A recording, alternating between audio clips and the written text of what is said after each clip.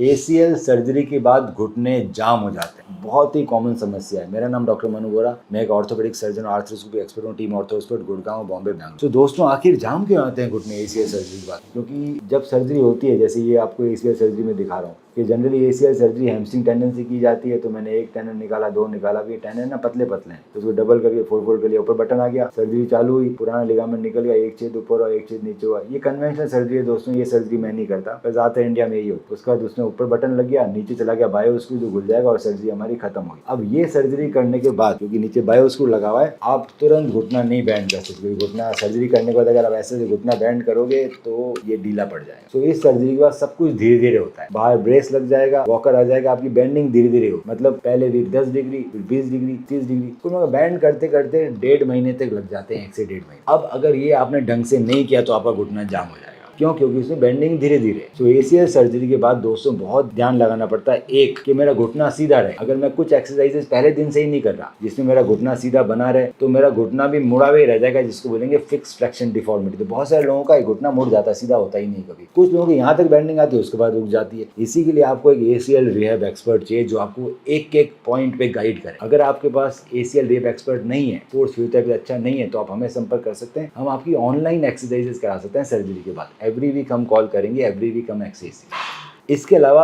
अगर आप चाहते हैं कि आपका घुटना जाम ना हो ACL सर्जरी का, तो हम एडवांस सर्जरी का। एडवांस सर्जरी का मतलब ये है कि सबसे पहले जो हम सर्जरी करेंगे वो करेंगे क्वाड्रिसेप्स टेंडन। इसका मतलब ये है कि आपका जो ऊपर की मांसपेशी ली जाएगी, इसका ACL बनेगा तो मजबूत बनेगा, क्वाड्रिसेप्स का सबसे मजबूत बनता है। दूसरा, जब हम हड्डी काटेंगे तो हम फ्लिप कटर से काटेंगे। फ्लिप कटर से हड्डी कटने में क्या होता है दोस्तों? दर्द नहीं होता है। स्क्रू से बड़ी कटती है, फ्लिप कटर करती है छोटी, तो दर्द नहीं होगा, तो घुटना बेंडिंग में आसानी होगी। अब घुटना बेंडिंग एडवांस सर्जरी में क्यों कर सकते हैं? क्योंकि उसका रीजन है, एडवांस सर्जरी में स्क्रू नहीं लगता, एडवांस सर्जरी में बटन लगते हैं। क्वाड्रिसेप्स, हैमस्ट्रिंग और पटेलर टेंडन, सबके बटन अलग आते हैं। अगर सबसे मजबूत सर्जरी करनी है तो हम क्वाड्रिसेप्स टेंडन से बनाएंगे, हैमस्ट्रिंग से नहीं बनाएंगे। हैमस्ट्रिंग कमजोर होता है, मैंने बंद कर दिया बनाना। क्वाड्रिसेप्स के लिए फीमर का बटन, टीबिया का बटन हम स्क्रू नहीं लगाएंगे। स्क्रू में बेंडिंग धीरे धीरे आती है, तो घुटने जाम होने के चांसेस होते हैं। बटन लगाने से बेंडिंग तुरंत आती है। दूसरा, इसके अंदर जो हड्डी कटी है वो फ्लिप कटर से कटेगी। फ्लिप कटर से हड्डी कटेगी, ये पतला सा अंदर आके खुलता है, तो आपको दर्द नहीं होगा। दर्द नहीं होगा, बंद होगा। ऊपर भी है दोनों फ्लिप कटर से क्या, जब दर्द नहीं होता तो मैं घुटना आराम से बेंड कर सकता हूँ सर्जरी के बाद। इसके बाद सर्जरी में एडजस्टेबल बटन सिस्टम लगते हैं। बटन लगने के बाद दो दाई खींचना, अपना आप टाइट हो। एडजस्टेबल सिस्टम है, नीचे और दोनों फीमर और टीबिया दोनों में एडजस्टेबल लूप है, नॉर्मल लूप नहीं। दोनों में बटन है, स्क्रू नहीं। और स्क्रू के बाद क्यों आखिर घुटना धीरे धीरे बोड़ा गया था? क्योंकि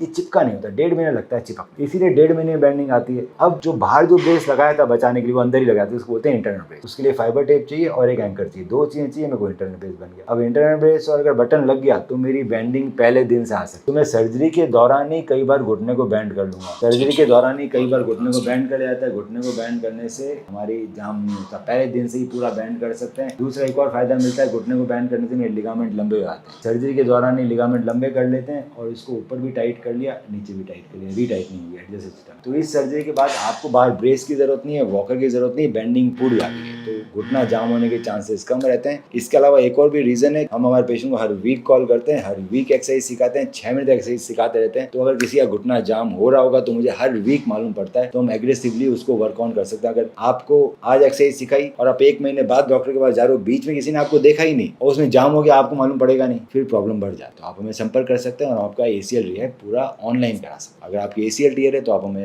हमारे व्हाट्सएप कीजिए, उसकी डिटेल में स्टडी करके बताऊंगा सबसे अच्छा इलाज क्या रहेगा।